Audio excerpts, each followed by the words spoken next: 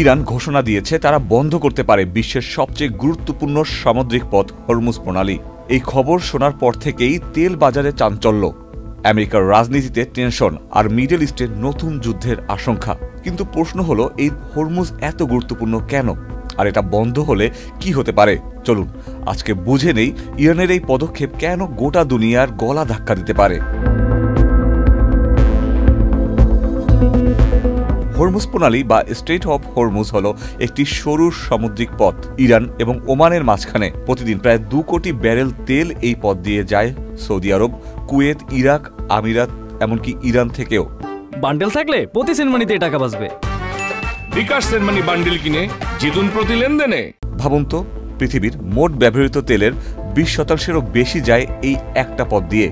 এমনকি জাপান, দক্ষিণ কোরিয়া, চীন, এশিয়ার এই শক্তিশালী অর্থনীতিগুলো এই তেলের উপর নির্ভরশীল। তবে 2025 সালের জুন মাসে ইরানের পার্লামেন্টে একটি প্রস্তাব পাশ হয়, যাতে বলা হয় আমেরিকার সাম্প্রতিক হামলার জবাবে হরমুজ প্রণালী বন্ধ করা হবে। এই সিদ্ধান্ত এসেছে এক ভয়ঙ্কর পরিস্থিতিতে। যুক্তরাষ্ট্র ইরানের একাধিক পারমাণবিক স্থাপনায় বিমান হামলা চালায়। ইরান দাবি করে এটা তাদের সার্বভৌমত্বে হস্তক্ষেপ। এখন হরমুজ বন্ধ হলে কি হতে পারে? বিশ্বজুড়ে তেলের দাম লাফিয়ে বেড়ে যাবে। জ্বালানির অভাবে অর্থনীতি থমকে যাবে বহু দেশের। এমনকি যুদ্ধ নয়, তবে নতুন শীতল যুদ্ধের সম্ভাবনা তৈরি হতে পারে। বিশেষজ্ঞরা বলছেন, একটা ছোট প্রণালী যদি বন্ধ হয়ে যায় তাহলে গোটা দুনিয়ার চাকা থেমে যেতে পারে, কারণ সবকিছুই তো ঘুরে বেড়াচ্ছে তেলের ওপর। তবে এই সিদ্ধান্তে সবচেয়ে বড় ভয় পেয়েছে America. US secretary of state Marco Rubio তো চীনকে অনুরোধ করেছে ইরানকে যেন চাপ প্রয়োগ করে হরমুজ প্রণালী বন্ধ না করতে। মূলত হরমুজ প্রণালী বন্ধ হলে আন্তর্জাতিক বাজারে তেলের দাম বাড়বে, সেটার প্রভাব আমেরিকার সাধারণ জনগণ পর্যন্ত পৌঁছাবে।